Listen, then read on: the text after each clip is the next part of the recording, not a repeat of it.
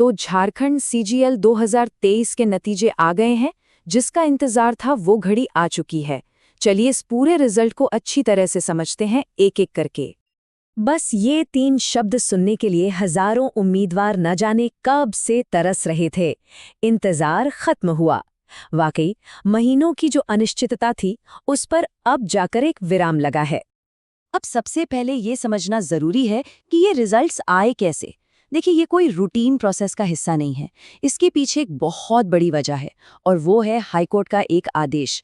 इसी आदेश ने, आप कह सकते हैं, इस पूरी रुकी हुई प्रक्रिया में एक नई जान फूंकी है। ये टाइमलाइन देखिए, कहानी बिल्कुल साफ हो जाती है। 3 दिसंबर को हाईकोर्ट अपना निर्देश जारी करता है और उसके सिर्फ 5 दिन बाद 8 दिसंबर को जेएसएससी फाइनल रिजल्ट्स पब्लिश कर देता है।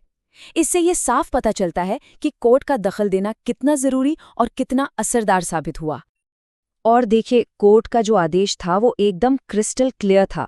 कोर्ट ने कहा, प्रतिवादी जेएसएससी को उक्त परीक्षा का अंतिम परिणाम प्रकाशित करने का निर्देश दिया जाता है और राज्य सरकार को सफल उम्मीदवारों को संबंधित पदों पर नियुक्त करने का निर्देश दिया जाता है।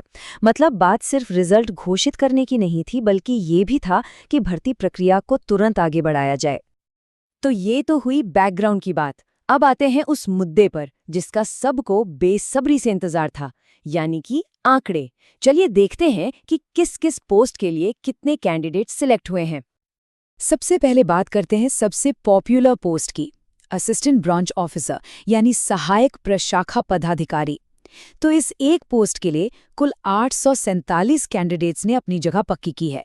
एक बहुत बड़ा नंबर है ये।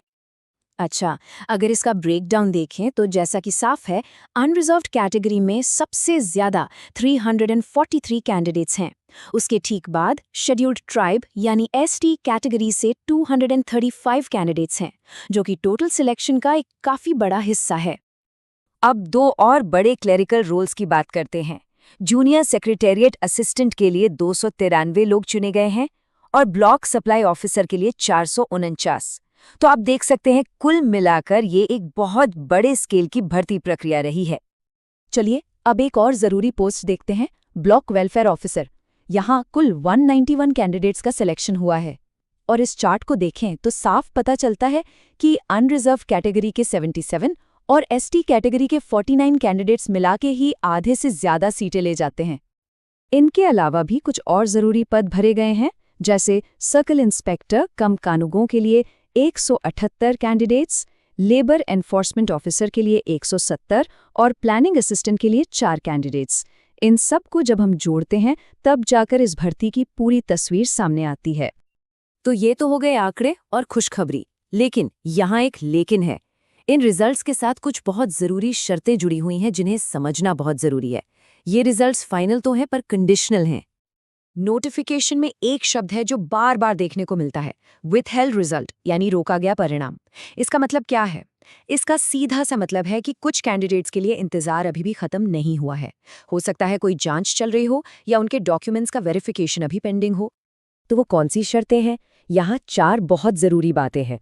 पहली कि 10 रिजल्ट्स एक एसआईटी जांच की वजह से फिलहाल रोके गए हैं। दूसरी बात, सारे के सारे रिजल्ट्स इस एसआईटी जांच के फाइनल आउटकम पर निर्भर करेंगे, मतलब भविष्य में बदलाव हो सकता है। तीसरी, कुछ रिजल्ट्स अधूरे या साफ न दिखने वाले डॉक्यूमेंट्स की वजह से भी पेंडिंग है। और चौथी और आखिरी बात ये कि कमीशन के पास ये अधिकार है कि अगर कोई गलती हुई है तो वो उसे सुधारने के लिए रिजल्ट्स में बदलाव कर सकता है। अच्छा, तो इन सब शर्तों के बाद सवाल उठता है कि अब आगे क्या? जिनका सिलेक्शन हो गया है उनका क्या होगा और जिनका नहीं हुआ उनका क्या? चलिए आगे का रास्ता समझते हैं। तो देखिए, आगे कुछ चीजें होने वाली हैं। सबसे पहले जो सफल उम्मीदवार हैं उनकी अपॉइंटमेंट प्रोसेस राज्य सरकार शुरू करेगी। दूसरा, जो पद अभी भी खाली रह गए हैं उनके लिए रिजल्ट्स जल्द ही पब्लिश किए जाएंगे। और हाँ, एक बहुत जरूरी बात जो सबके मन में होती है, मार्क्स और कट ऑफ।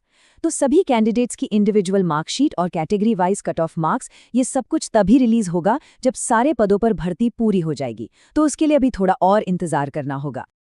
और अब आखिर में एक सवाल जो शायद हम सबके मन में है, ये जो पूरी प्रक्रिया रही इतनी लंबी और फिर इसे पूरा कराने के लिए कोर्ट को दखल देना पड़ा, ये सब कुछ आज के पब्लिक सर्विस रिक्रूटमेंट सिस्टम की हालत के बारे में क्या बताता है? ये एक ऐसा सवाल है जिस पर सोचना वाकई बहुत ज़रूरी है।